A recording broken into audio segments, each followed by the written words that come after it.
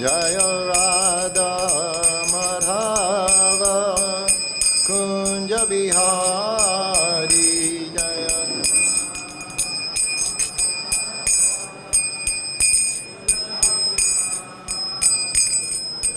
Gopi Jana Bala Girivanadari Jaya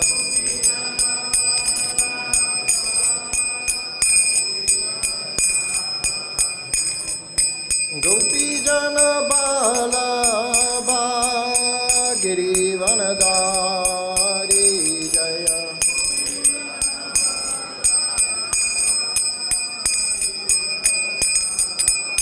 Yasodanandana Braja Jana Ranjana in the back. Yasodanandana Braja Jana Ranjana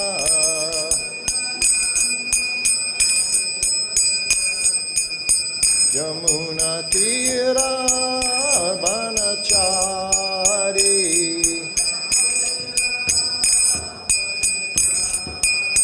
Yamuna Tira Banachari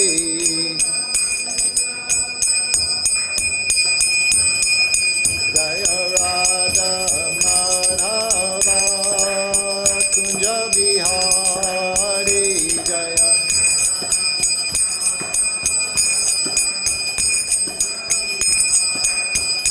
Jaya Radha Madhava Kunja Bihari Jaya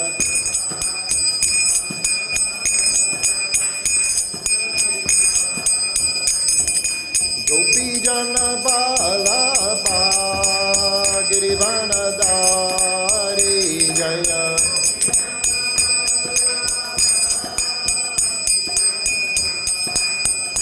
Jaya Gopi Jana Bala Girivanadari Jaya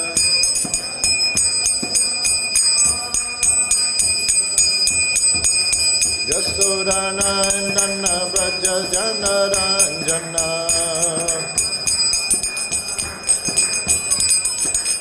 Yasodanandana Braja Jana Ranjana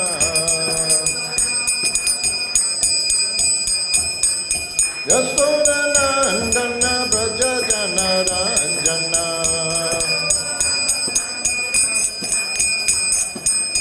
Yamuna Tira Banachari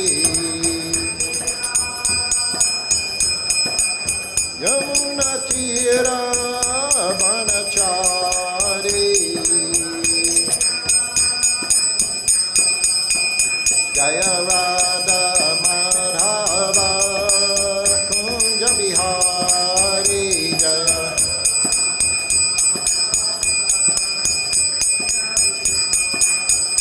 Jaya Radha Madhava Kunja Bihari Jaya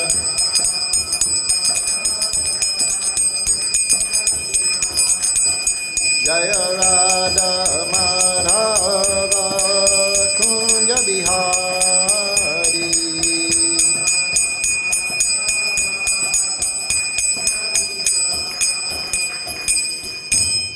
Jai Om Vishnupad Paramahansa Parvajaka Asutara Sutta Sri Mad His Divine Grace A.C. Bhaktivedanta Swami Srila Prabhupada Ki Jai ISKCON DPG Founder Acharya Srila Prabhupada Ki Jai. All glories to the assembled devotees. All glories to the assembled devotees. All glories to the assembled devotees. All glories Sri Sri Guru and Gauranga. Glories to Srila Prabhupada.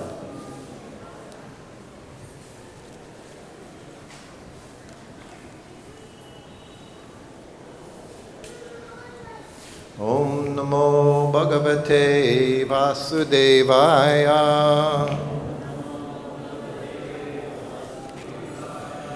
Om Namo Bhagavate Vasudevaya. Om Namo Bhagavate Vasudevaya.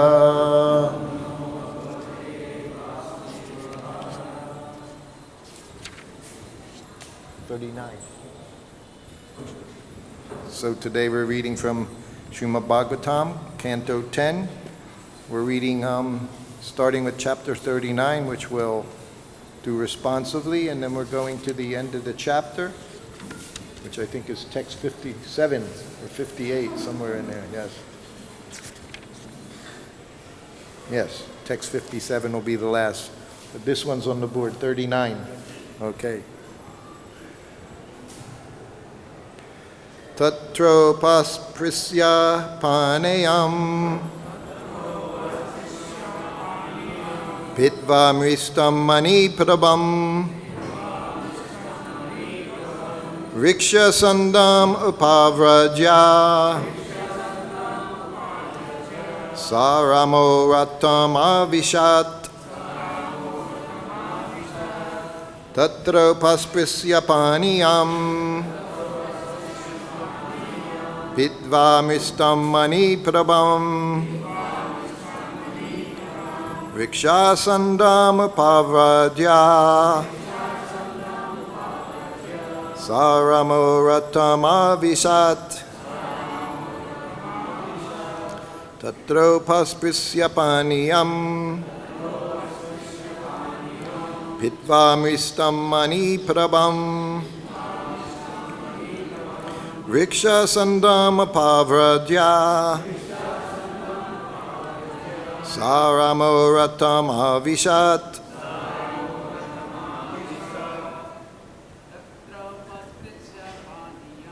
tatropaspṛśya pānīyaṁ pītvā mṛṣṭaṁ maṇi-prabham vṛkṣa-ṣaṇḍam upavrajya sa-rāmo ratham āviśat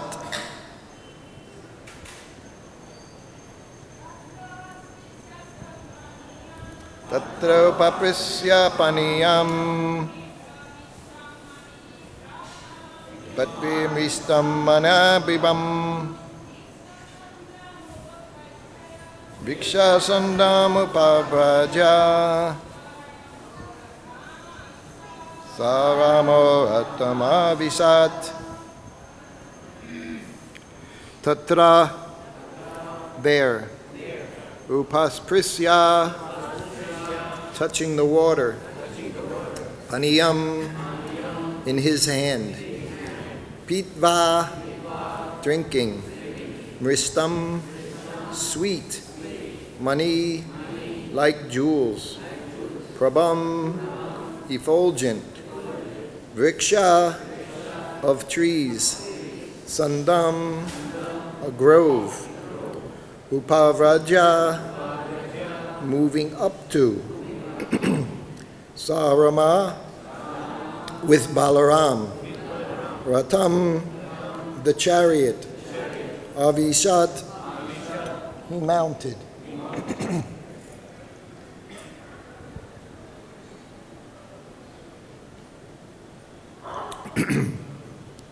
Translation: the river's sweet water was more effulgent than brilliant jewels. After Lord Kṛṣṇa had touched it for purification, he drank some from his hand. Then he had the chariot moved near a grove of trees and climbed back on along with Balarāma. So we're going to do just the English translation for the next 17 verses. Akrura asked the two lords to take their seats on the chariot. Then, taking their permission, he went to a pool in the Jamuna and took his bath, as enjoined in the scriptures. While immersing himself in the water and reciting eternal mantras from the Vedas, Akrura suddenly saw Balarāma and Kṛṣṇa before him. Akrura thought, how can the two sons of Anakadandabi, who are sitting in the chariot, be standing here in the water? They must have left the chariot. But when he came out of the river, there they were on the chariot just as before, asking himself, was the vision I had of them in the water an illusion? Akrura re-entered the pool. There Akrura now saw Anantasesha, the lord of the serpents, receiving praise from Siddhas, Charanas, Gandharvas, and the demons, who all had their heads bowed. The personality of Godhead, whom Akrura saw, had thousands of heads, thousands of hoods, and thousands of helmets. His blue garment and his fair complexion, as white as the filaments of a lotus stem, made him appear like white Kailash mountain with its many peaks. Akrura then saw the Supreme Personality of Godhead lying peacefully on the lap of Lord Anantasesha. The complexion of that Supreme Person was like a dark blue cloud. He wore yellow garments and had 4 arms and reddish lotus petal eyes. His face looked attractive and cheerful, with its smiling, endearing glance and lovely eyebrows, its raised nose and finely formed ears, and its beautiful cheeks and reddish lips. The Lord's broad shoulders and expansive chest were beautiful, and his arms long and stout. His neck resembled a conch shell. His navel was deep, and his abdomen bore lines like those on a banyan leaf. He had large loins and hips, thighs like an elephant's trunk, and shapely knees and shanks. His raised ankles reflected the brilliant effulgence emanating from the nails on his petal-like toes, which beautified his lotus feet. Adorned with a helmet, bracelets, and armlets, which were all bedecked with many precious jewels, and also with a belt, a sacred thread, necklaces, ankle bells, and earrings. The Lord shone with dazzling effulgence. In one hand he held a lotus flower, in the others a conch shell, discus, and club. Gracing his chest were the Srivatsa mark, the brilliant Kastaba gem, and a flower garland.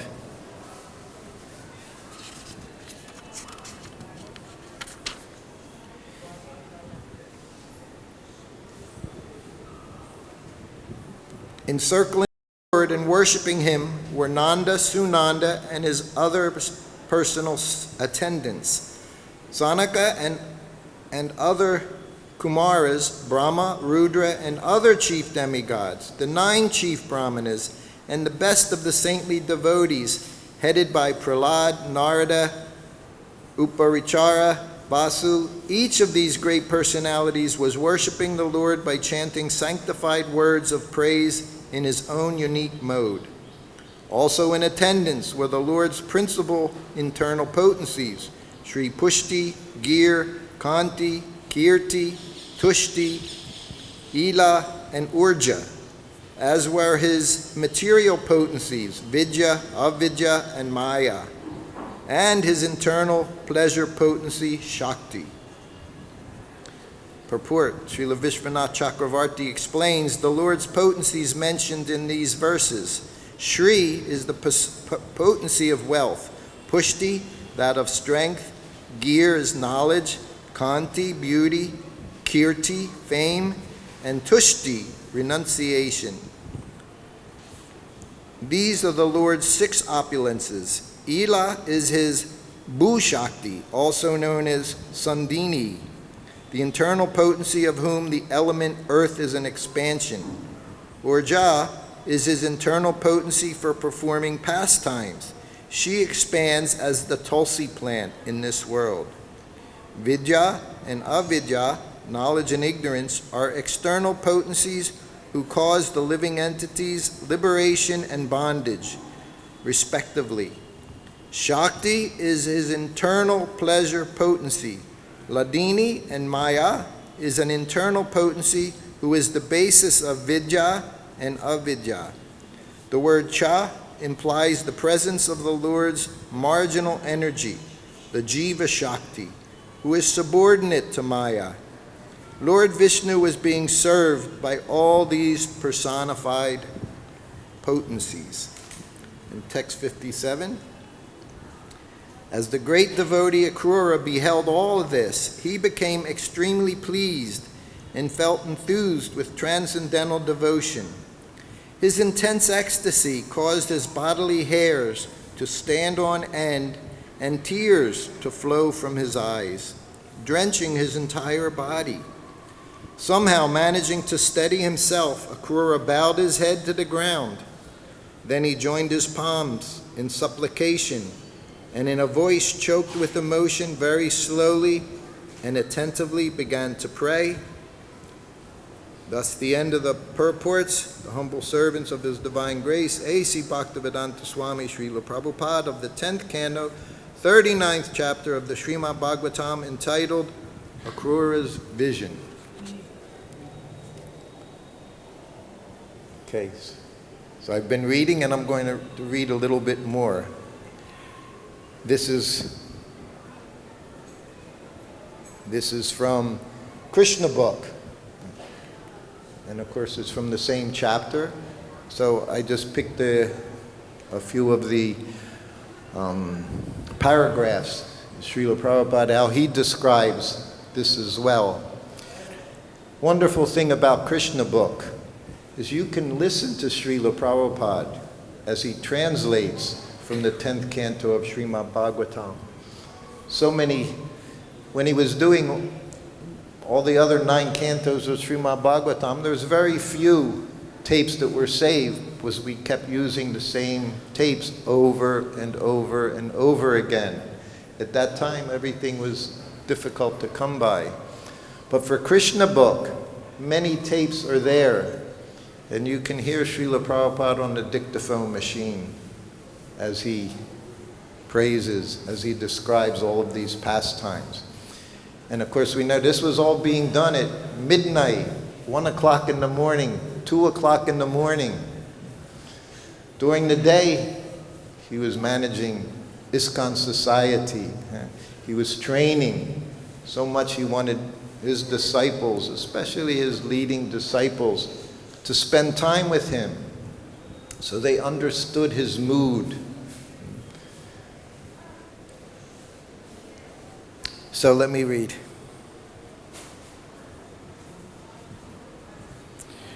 So the Lord, accompanied by Akrura and Balarāma, traveled in the chariot with great speed toward the bank of the Jamuna.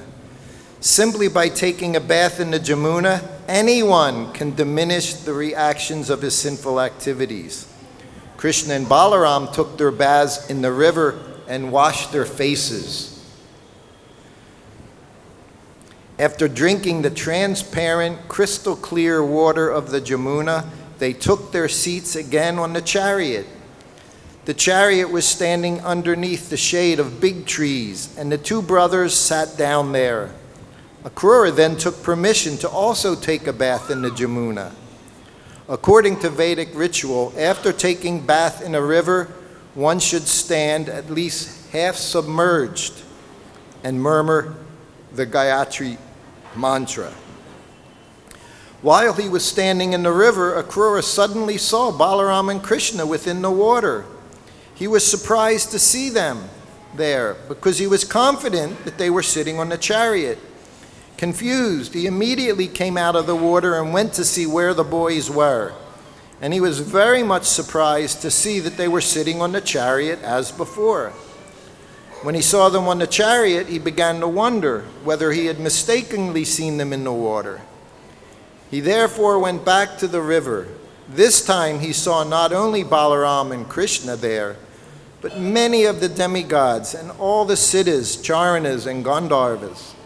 They were all bowing down before the Lord. He also saw Lord Seshanaga with thousands of hoods. Lord Seshanaga was covered with bluish garments, and his necks were all white. The white necks of Seshanaga appeared exactly like snow-capped mountains. On the coiled lap of Seshanaga, Krishna was sitting very soberly, with 4 hands.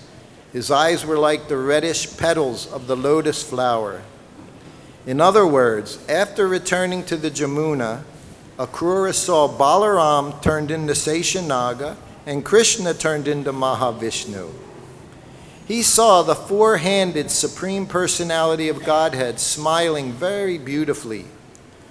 The Lord was very pleasing to all and was looking forward toward everyone with a merciful glance. He appeared very beautiful with his raised nose, his broad forehead, attractive ears, and reddish lips. His arms, reaching to his knees, were very strongly built.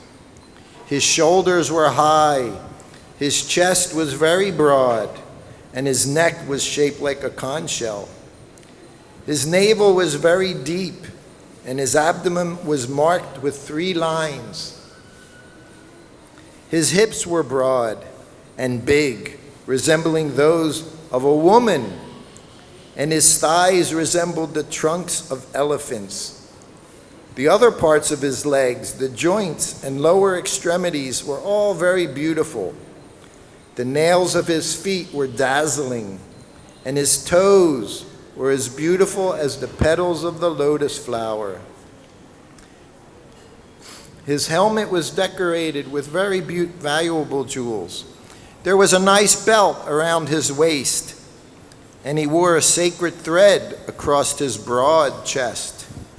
Bangles were on his hands and armlets on the upper portion of his arms. He wore bells on his ankles. He possessed dazzling beauty, and his palms were like lotus flowers. He was further beautified by the different emblems of the Vishnu Murti, the conch shell, club, disc, and lotus flower, which he held in his 4 hands. His chest was marked with the particular signs of Vishnu, and he wore fresh flower garlands. All in all, he was very beautiful to look at.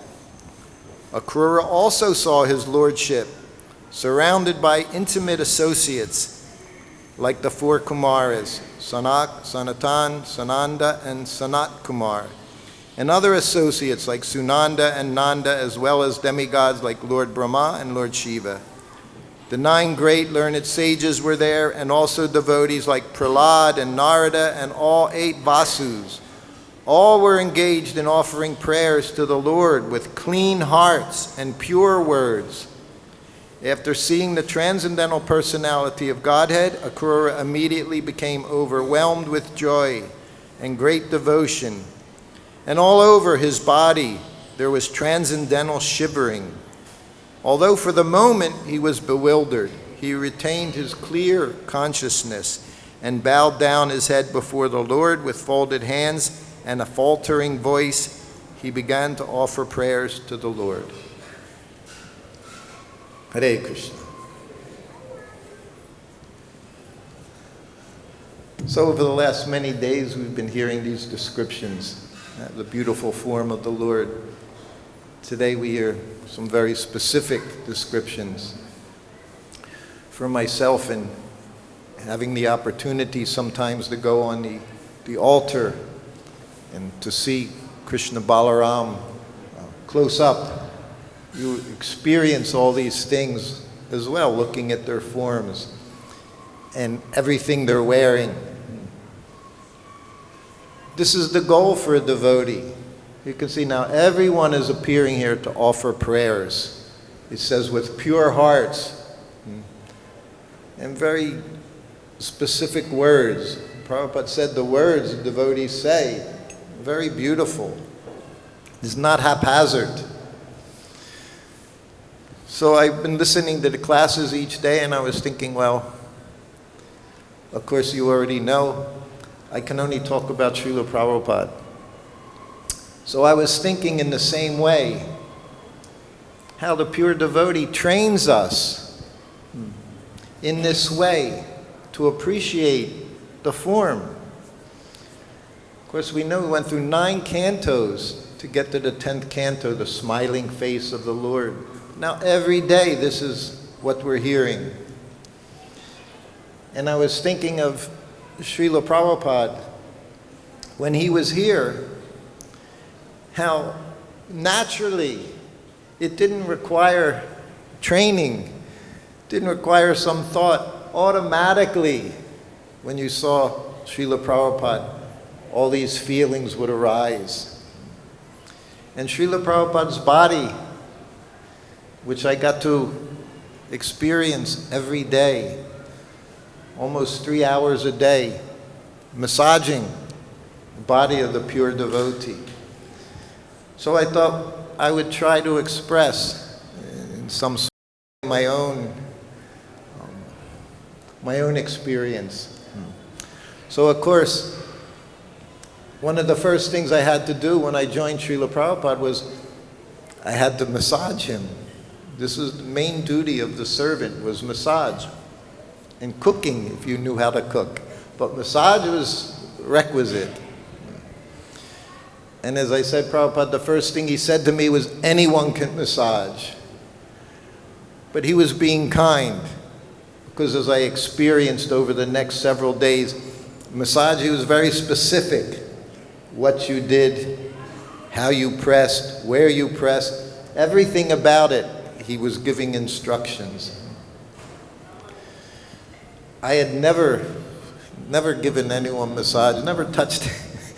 So for me, and it was Prabhupada, I wasn't being trained as a masseuse to massage people. I went right in and I watched.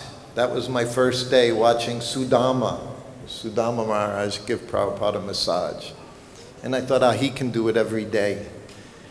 And then after the massage, he said, Prabhupada, I'm leaving now, I'm going to Japan. And again, my heart fell. I thought, I'm going to have to touch Prabhupada. How do you even do that?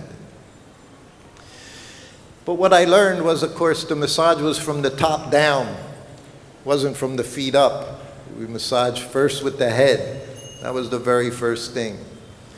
But I'm going to speak from the down to up, from Prabhupada's lotus feet. We hear all these beautiful descriptions of Sri Krishna's lotus feet, shining like jewels, his toenails, beautiful toes. Srila Prabhupada's very beautiful feet. This is not an exaggeration. Anything I say is just fact, as what was seen. Prabhupada's toenails. I never saw Prabhupada's toenails grow. They were always perfect. Not that they didn't grow, but Prabhupada, he was very, don't want to use the word fanatic, but he kept his nails, his toenails, and his fingernails to the quake. We say to the quake. So as soon as they break away from the skin, that's where he cut them. And I was with Srila Prabhupada for 2.5 years. I never clipped his nails. It was the one thing I didn't do. I shaved his head. So many things were there, but never clipped his nails. So I don't know how often he did it, but Prabhupada liked his nails very short and very clean.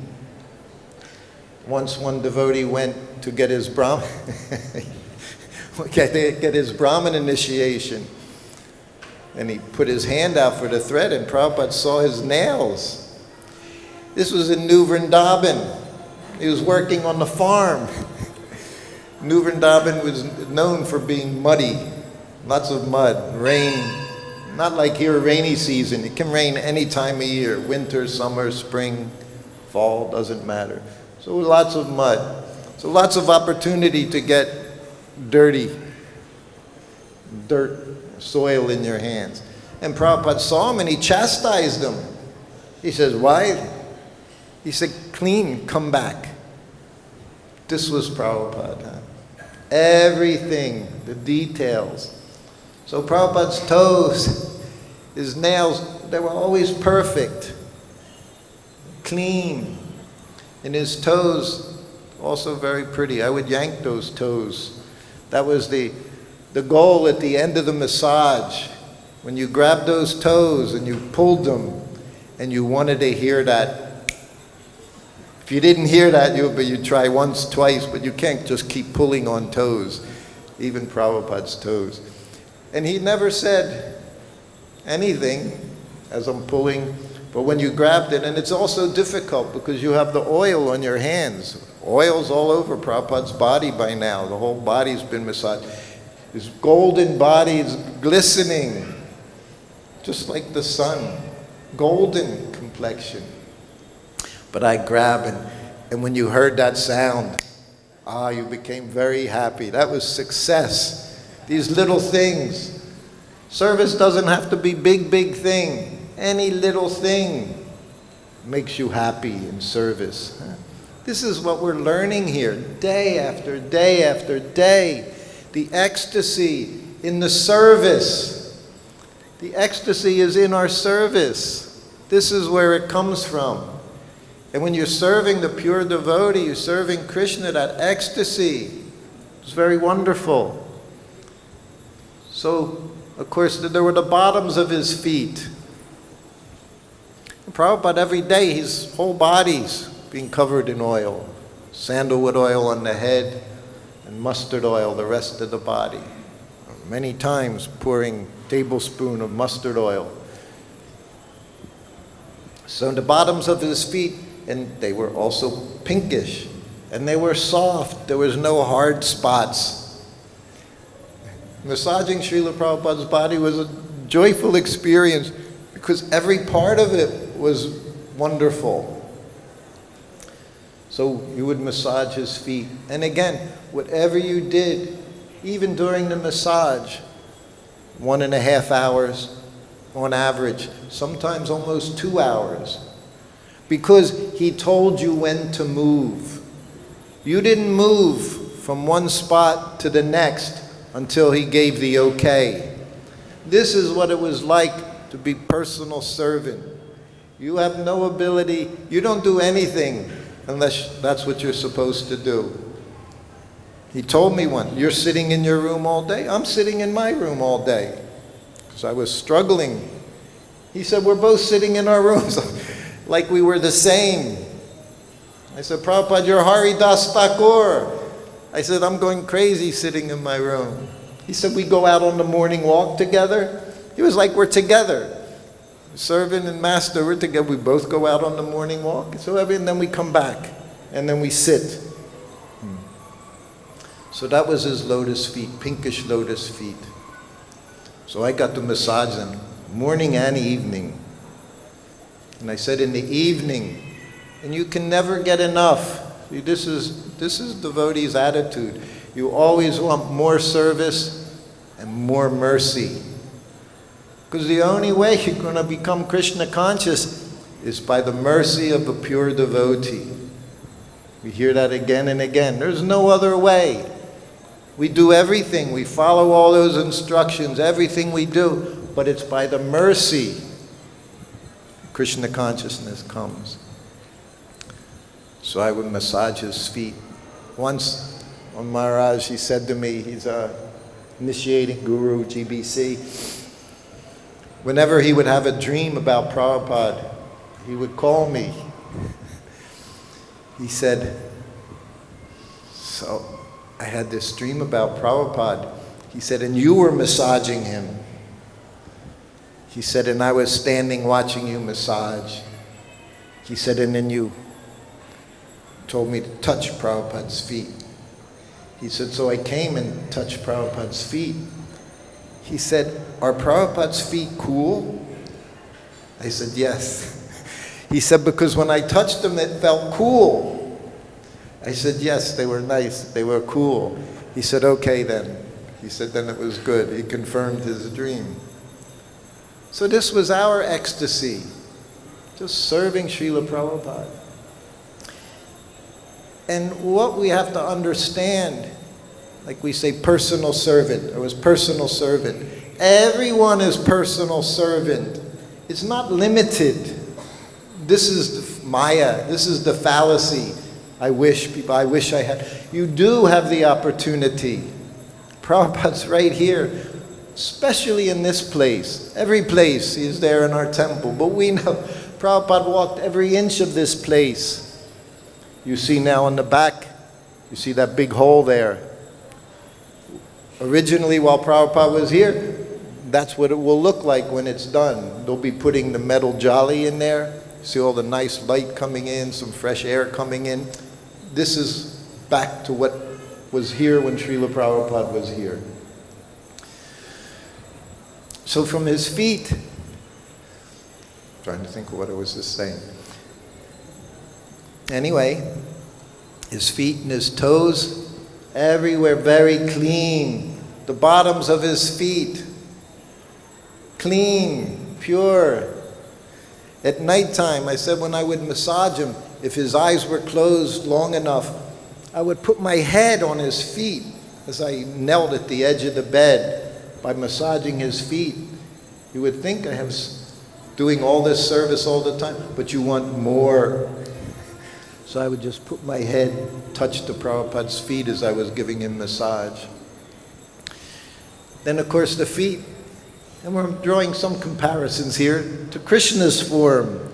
Describes Krishna's very beautiful form. Prabhupada's form also very, very beautiful. On his legs, no hairs, maybe few hairs here and there. You never felt any hairs as I was massaging. Everything very smooth. His skin was very soft and smooth. And I would watch Prabhupada walk after the end of the massage. Of course, he just a gamsha to his knees. And you would see Prabhupada's legs. He had, we'd say thin legs, skinny legs, and little bit out, little bowed. See, like bowed. And he would walk so nicely. And then as he would walk barefoot, only time he was barefoot was during massage. So he would walk then to the bathroom and you would see the oil spots from his lotus feet. You could see each step he had taken as he was heading into the bathroom from the oil from his lotus feet. So those legs, that was one of the first instructions I got during massage. I didn't know what I was doing. I had seen someone giving massage. When I left Prabhupada, Satsvarup Maharaj became Prabhupada's servant. So we know Satsvarup Maharaj, he's always writing, always dictating, always telling stories, keeping diary. So that day he came in, he said, I want to watch you give Prabhupada massage, because neither he had ever massaged anyone. So I'm massaging Prabhupada, I'm doing his head, and then his neck. I have to describe all these parts, but and then his neck, and then I'm massaging his back, rubbing, pushing so hard. And Prabhupada looks at Satsvarup, and Satsvarup's got his book out, and he's watching, and he's writing things down, you know. And Prabhupada looks at him, he says, what are you doing? He says, well, Prabhupada, I'm watching you get massage, so I know what to do. Prabhupada looked at him. He said, yes, like trying to learn how to swim on land. You just do it. You have to jump in the water. That was Prabhupada's way. There's no training time. You dive in, and you're going to learn how to swim very quickly. I learned how to massage very quickly. I was massaging my legs are folded, and I'm massaging his legs, thigh, not big thighs. What was like the elephant, big. Prabhupada's thighs, they were smaller, but I'm massaging, and all of a sudden I feel this hand on my thigh, and he starts squeezing it like this. So I even got massaged by Srila Prabhupada for a few seconds. But then I learned. As Prabhupada had the belly, we say Brahmin belly, huh? I would think, and he never said anything. He never said, don't do that, which meant, do that. So as we moved up to the body, I'm going backwards, but we moved up to the body from the legs, then there were the arms, the extensions of the arms, and the same thing, the fingers. So I just pulled, just everything. It was circulation massage. That's what it was. It wasn't, Here they call Ayurvedic massage. You get one or two guys, they just slap so much oil on you. Yeah, you all know. They don't work very hard. They just kind of slap it on. No, that's not massage. I don't know what that is. But massage meant work. So his arms from the shoulder, and maybe pulling down on his arms, and then again you get the hands, and I massage every part. And then of course the fingers, and then what do? You pull the fingers, just like the toes, and you want to hear that crack. And Prabhupada, he'd be sitting all the time, just be sitting there. Generally didn't speak. Sometimes even secretary would come in. But most of the time he's just sitting. Sometimes his legs are out, sometimes they're folded in. And his tulsi chain, he had the tulsi gold necklace. During massage, you would hang it over his ears. So then it would come under his neck, so then you could massage the neck very nicely as well. There's pictures of that. And his Brahmin thread would be lying across his body, across his waist, so you could massage very nicely. So then after I did the arms, and of course the chest, massage his chest, probably have very nice chest, maybe 2-3 hairs in the center of his chest, and massage his chest. And then I would even rub his belly clockwise. I just rubbed.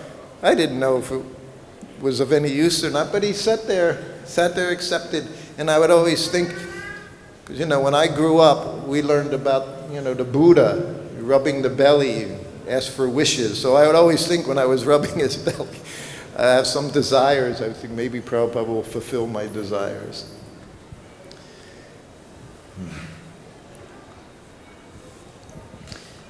Anyway, his back. His back was the main part of the massage. Sometimes half an hour. And again, Prabhupada, very soft, but very firm. His neck, he had this fold in his neck. You massage in between, even in between the fold, I would massage with my fingers. And he had that one big mole, big, like it was like that high on his back. And you'd have to work your way around that mole as well. But again, every spot you do until he gives the okay to move to the next spot. I always tell, one time I was with him for a year. Every day, massage. Every day massaging his head. Go like that, then I'd move. So I became a little proud. I knew what I was doing. I was doing it for a year. So one day I massaged his head, and then I thought that's the right amount of time. Then I massaged his back. I went to his whole body without him telling me when to move to the next spot. I did it one day. I did it 2 days. Then what happens? Come to the number 3. 3 is a very big number. So many threes, Prabhupada has said to me 3 times. The 3rd time, if you don't do it by the 3rd time, I think you're just finished. So I did it 1 day, 2 days, the 3rd day, massaging Prabhupada's head with the sandalwood oil, rubbing just like this, squeeze. I never knew what I was doing, but I was just rubbing like anything, and putting all my energy into it. And I'm, do the front and sometimes the eyebrows and pull the ears. And Prabhupada just sitting very happily. But the 3rd day, and then I took my hands off of his head to start massaging his back. He said, you massage me until I tell you to stop, not until you tell you to stop. So that's the life of a servant. That's the life for all of us. You do until you stop. You do what you do until you're done. No question of shortcuts. Not RT shortcut. No, there are no shortcuts to Krishna consciousness. Everything is personal. I said one day we were in Perth, Australia, massage time. And it was a devotee's parents' cottage, like a vacation cottage. Perth is right on the ocean. So they had a pool, little pool in the backyard. After massage, Prabhupada would go in the pool. He would bathe in the pool. He would soap everything. He would go into the pool. So then, of course, he would have his lunch. So after his lunch, I went into the pool. And while I'm in the pool, swimming around, Prabhupada's in his room and he rings the bell. And of course, I can't hear it. And he rings the bell, and he rings the bell. Finally, this young brahmachari goes in, offers obeisances. And Prabhupada looks, where's Srutakirti? He's swimming in the pool. We love to say exactly what the person was doing. If it can get you in trouble, all the better. He's swimming, Prabhupada. He's sleeping, Prabhupada. This is what we would do. Because you have to tell the truth, right? You don't lie. They're not lying. But we would take pleasure in telling the truth to Prabhupada. He's sleeping. I'm awake, but he's sleeping. Anyway, where's Srutakirti? He's swimming in the pool. And he said, well, your servant, Prabhupada said, you're all my servant. Not that just this one particular boy, I ring a bell, he said, anyone. But I took that as a very special instruction to him. We all have to understand, we're all servants. And within our ISKCON society, we're all serving Srila Prabhupada personally. And when you realize that, your service will increase. And you'll appreciate your service. And you'll relish that service. There's no impersonal.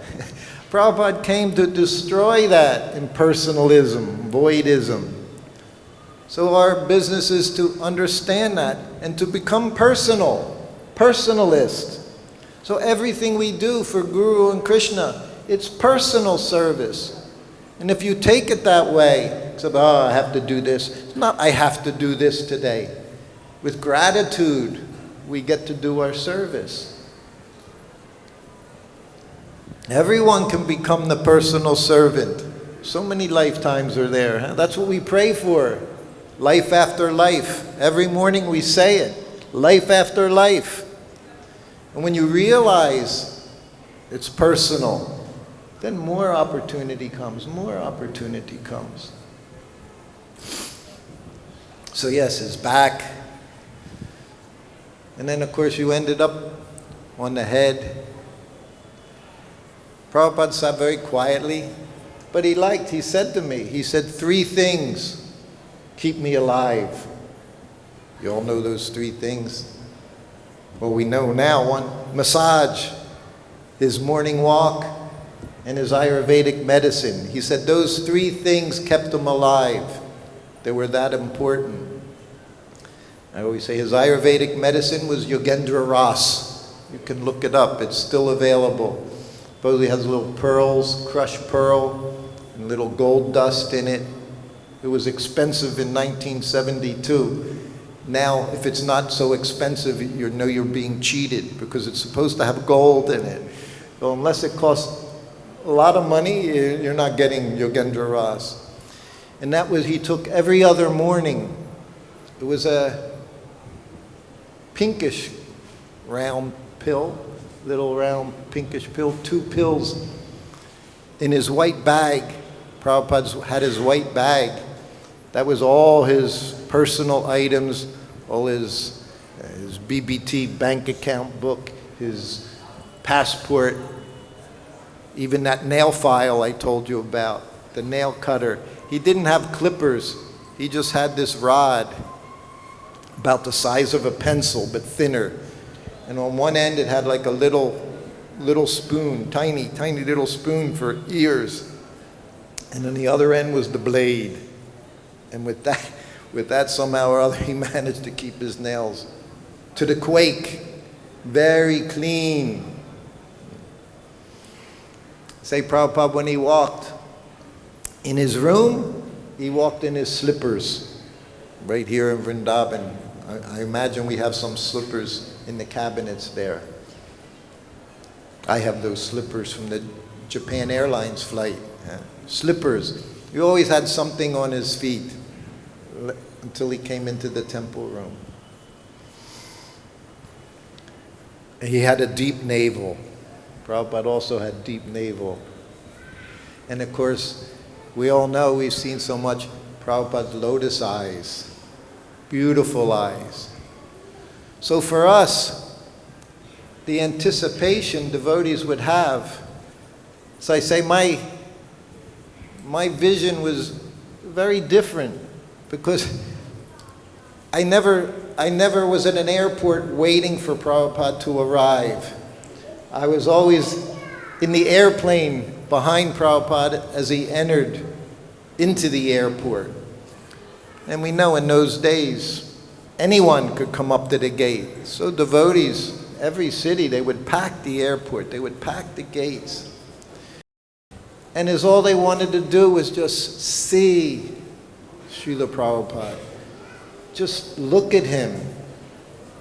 Look at his lotus feet. Everyone do dandavats. As soon as he entered into the airports, everyone would fall down. Kirtan would still be going on. Everyone jumping up and down to see the form of our Lord. Yeah. Serving God, we say the spiritual master. So this was our great ecstasy. But the ecstasy was there because everyone was serving. Morning till night, engaged in service at that time. There were no breaks. There were no schedule.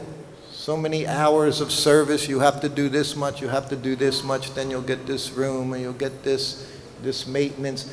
No, none of these things existed. We were all busy. And the busyness was very simple. Harinam Sankirtan, book distribution. The people that stayed back, they took care of the deities, kept everything spotlessly clean. This is how we were taught. I said during massage, we traveled, we both had 2 gumshas.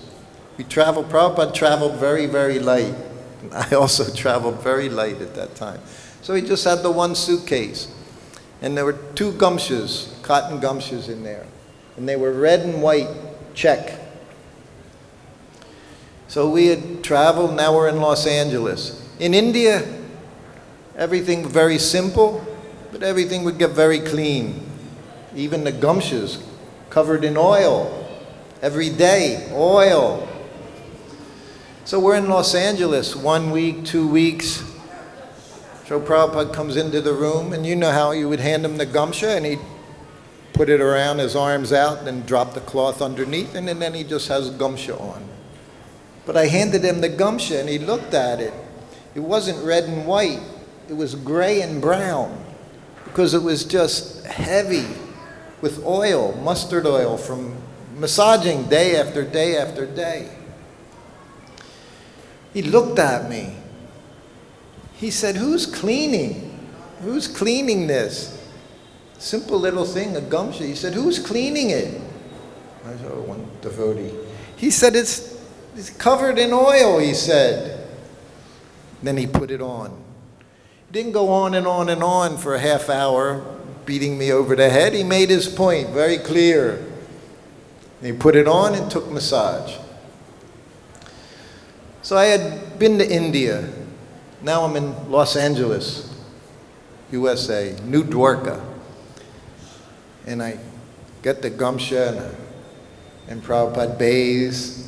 Of course, and he dresses, fresh cloth, puts his tilak on, says Gayatri, takes prasadam. So while he's taking prasadam, I take that gumsha and I go into his bathroom. And there's just a bathroom sink. And I had some detergent, some Tide or whatever. And I remembered watching all the Matajis by the river, beating the heck out of the cloth, like this. So I got the gumsha. I put some detergent in there, some hot water in there, and I'm beating the heck out of this. I'm beating. And it became like brand new. 5 minutes or so. All the oil was gone, and I rinsed it out, and I hung it up myself. And so 24 hours later, Prabhupada comes into the room for massage, and I hand him the gamsha. And he looks at it, his big smile. He said, "Who has cleaned the gamsha?" I said, "I did." "I did, Prabhupada." "Very nice," he said. "Just see." Very nice. So simple to please the spiritual master. I didn't have to do big gymnastics or anything. Just a simple thing of cleaning is doing my service. Whatever that service is, you take it very, very seriously, with attention. And if you do that, you'll make progress. You'll become happy in Krishna consciousness. You'll become happy with your service. And you're going to get more service. And you're thinking, how can I do all? And more service. That's what you get when you do your service nicely. You get more service. Prabhupada would say unlimited. He would confuse us here. He would say to us, when you do service, you never become tired. You become more enthused to do service. This is devotional service. And his last thing, I'll say to him, in the evening I would give Prabhupada massage. And generally it was just his legs and his feet and his toes. Same thing, pulling the toes. No oil, dry massage. And he would be lying in bed or sitting up in bed. So it was one day we were in Los Angeles, and he says, "Do my toes." So I went to grab his toes. I thought, oh, he's asking me to do his toes. He said, "No, my toes." And he kept holding his hand out. So I said, "Oh, your fingers." He said, "Yes, my toes." He wanted me to pull those toes. That was the one time I realized he liked hearing that click as well, but he said, "My toes." So then 2 years went by, right here in his room, in his bed. And I'm just, not very conscious person. And I'm massaging his legs. And he put his hand out, said, "Do the toes." And immediately I went to grab his toes. And he said, "No, the toes." He held out his hand. And whatever he says, of course, we know that's correct. So then I grabbed his fingers and pulled on those fingers. So we have a minute or a couple minutes left. If someone has any questions pertaining to the class.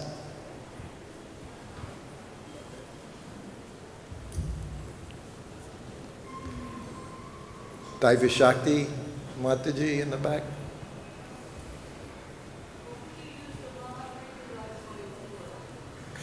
We're working on the... Come on, somebody bring it back there.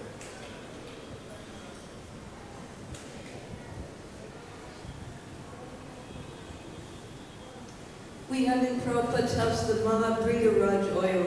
What would you use that for? I think that was probably in late 77.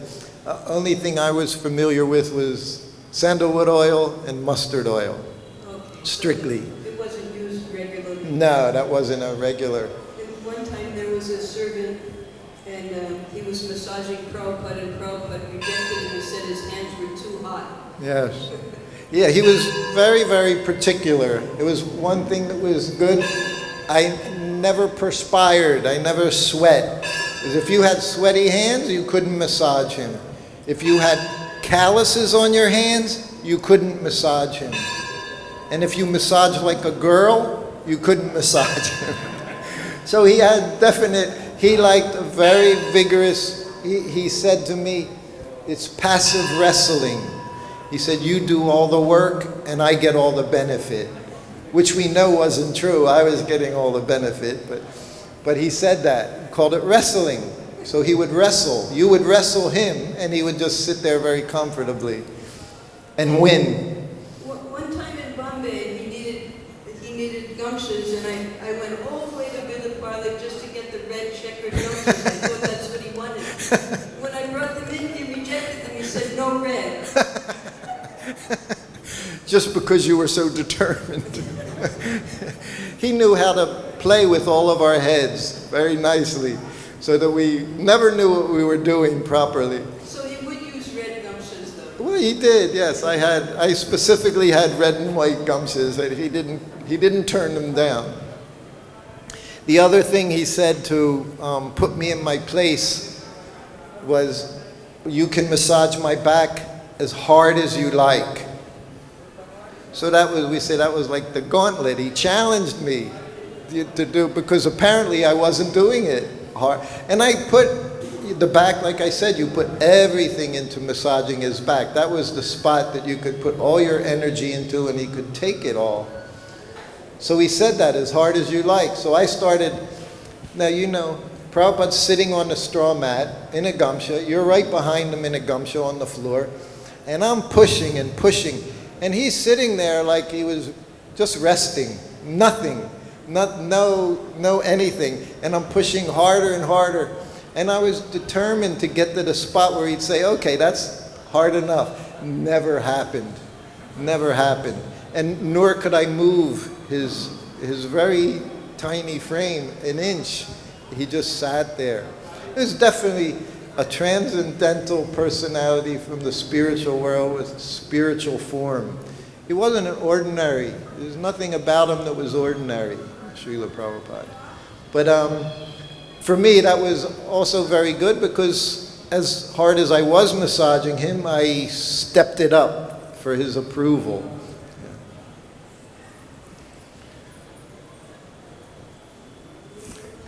Is it about class? Is it about class? Huh? I didn't catch it. Book distribution. Well, that's not about the class. Questions, comments should pertain to the class. So Prabhupada would say that. Is it about the class? Otherwise, you don't just bring anything in for the sake of asking a question. Book distribution, most important. Deity worship, most important. Cooking for Krishna, most important. Prabhupada never said anything was less important. Everything, most important. Devotional service is most important. Chanting your rounds, most important. We have no lessers. Everything important. All right, Srila Prabhupada ki jai. Hare Krishna.